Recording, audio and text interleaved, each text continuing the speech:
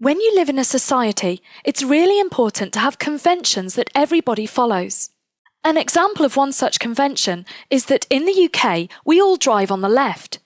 If everybody chose their own side of the road to drive on, it would be absolute chaos and people would be crashing into each other. In our mathematical society, we have algebraic conventions that we follow. Here are 3 of the algebraic conventions that we follow. We tend to use lowercase letters to represent unknown numbers. In print, such as in textbooks, we have italics for those letters.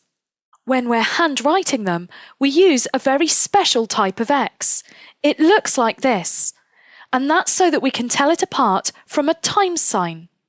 Another convention is that in maths we really like the letter X and we use it an awful lot. The history behind this is fascinating. If you'd like to look it up, please do. I'm now going to show you some very important conventions that we use when simplifying algebra. Here we've got A plus another A. That gives us a total of 2A and we write that like this. Notice that the number is at the front. Now this actually means 2 times A, but another convention is that we don't put the times sign in here. So here, where we've got 3 times A, we can just write it as 3A. For this one, it's really tempting to say A times 3 is A3, but the number always comes first, so this is 3A as well. If we have A divided by 2, we write it like this, A over 2. This line here actually means divide. Another way of writing this would be half A, because when you're dividing A by 2, you are actually halving it.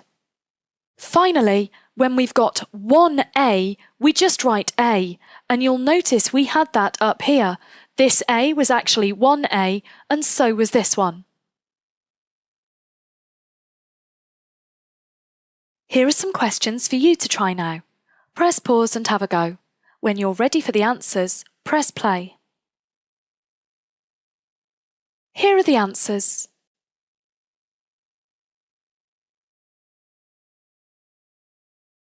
We're now going to look at a typical exam-style question where using algebraic conventions is really important to getting the right answer. I'm asked to write this using algebraic notation. It starts off saying, I think of a number. I can use any letter I want for an unknown number, but I've already said that in maths we really like using X, so I'm going to use that. Now I want to multiply it by 2. If I multiply this by 2, I get 2x. Then I want to add 4 to the result, so I get this result, and I add 4 to it. This is my final answer. For this one, I'm told to think of a number again. Now, although we love x, we don't have to use it, so this time I'm going to use n for the number. I want to divide it by 4. Divide it by 4 would look like this, and then I want to subtract 7. That can go on the end. Notice on this one I did it a slightly different way and got to the answer straight away. Here are some for you to try now. Press pause and have a go. When you're ready for the answers, press play. Here are the answers. In all of mine, I've used the letter X. You can use any letter of the alphabet that you want to.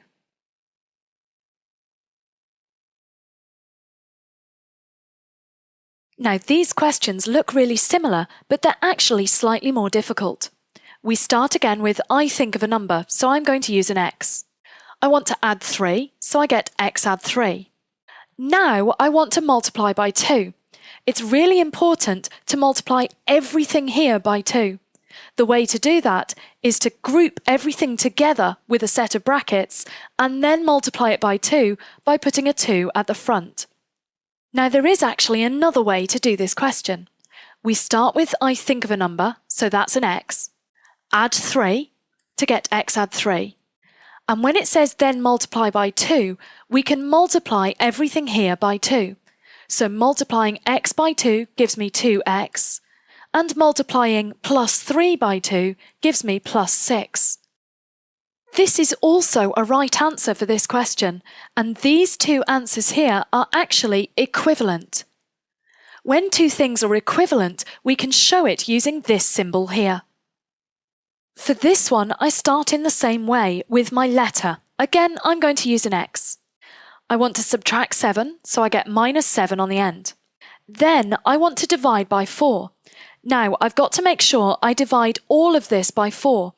The way I do that is by putting one long line underneath to divide all of it.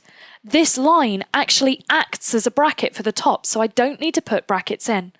Remember, we're dividing by 4, so we put a 4 under here.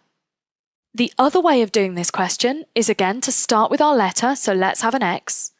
Subtract 7, so we get x minus 7. When we want to divide by 4, we can divide both of these things by 4. So I would have x over 4 minus 7 over 4. This is also a correct answer, and again, these two separate answers are equivalent. When you do this type of question, you don't have to write down both, just pick which one you prefer. Here are some for you to try. Press pause and have a go. When you're ready for the answers, press play. Here are the answers. Here are some more questions for you to try. Press pause and have a go. When you're ready for the answers, press play. Here are the answers.